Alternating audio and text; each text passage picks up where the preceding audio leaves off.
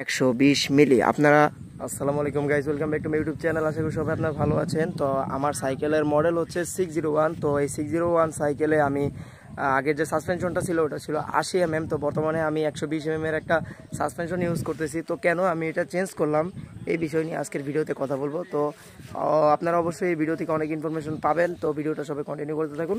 So let's go. তো এই হচ্ছে আমার সাইকেল ভ্যালো 601, যেটা আমি victor.com থেকে কিনেছিলাম। যারা এই ভিডিওটা দেখেননি, ভিডিও ডেসক্রিপশন বক্সে আমি লিঙ্ক দিয়ে দিচ্ছি। তো এই সাইকেলটা কিনেছি প্রায় 9 মাস বা 10 মাস হয়ে গিয়েছে। তো সাইকেলে আমি অনেক কিছুই চেঞ্জ করেছি। তো এটা নিয়ে একটা আপডেট ভিডিও আপনাদের সামনে আজকে নিয়ে আসলাম। তো সর্বপ্রথম আমি দেখাবো যেটা আমি সাসপেনশনটা চেঞ্জ করে ফেলেছি। তো সাসপেনশনের মডেল হচ্ছে XCM SR Santur 30। তো এটা হচ্ছে একটা চাইনিজ ব্র্যান্ডের একটা সাসপেনশন, যেটা প্রত্যেকটা রাইডার, প্রত্যেকটা সাইকেলিস্ট এটা ওরা ব্যবহার করে থাকে। তো সেক্ষেত্রে আমিও এটা নিয়েছি, যেহেতু এটা খুবই ভালো সার্ভিস দেয়। তো এটা কিন্তু আমি সেকেন্ড হ্যান্ড মার্কেট থেকে কিনেছিলাম। ওটা অ্যারাউন্ড কত ছিল, 3500 টাকার মতো ছিল। কিন্তু বর্তমানে এটার মার্কেট প্রাইস হচ্ছে 6100 টাকা।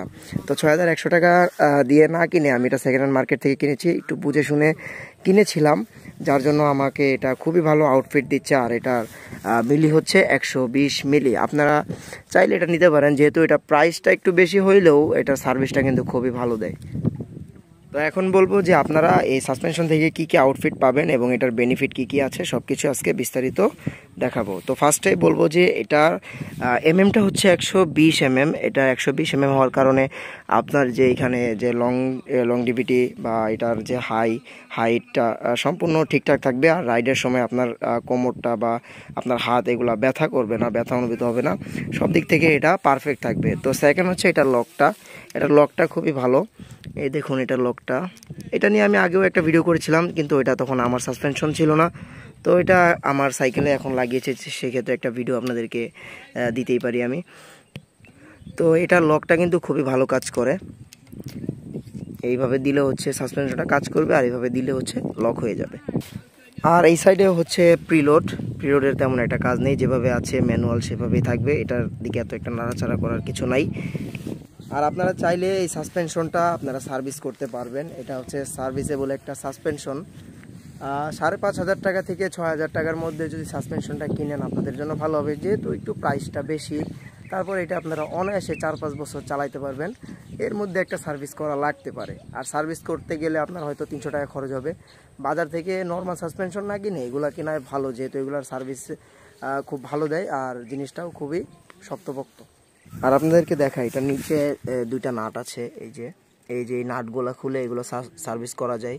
যেহেতু আমরা সার্ভিস নিয়ে কোনো ভিডিও পর্যন্ত বানাইনি, সো আমাদের চ্যানেলে এটা নিয়ে কোনো ভিডিও নাই।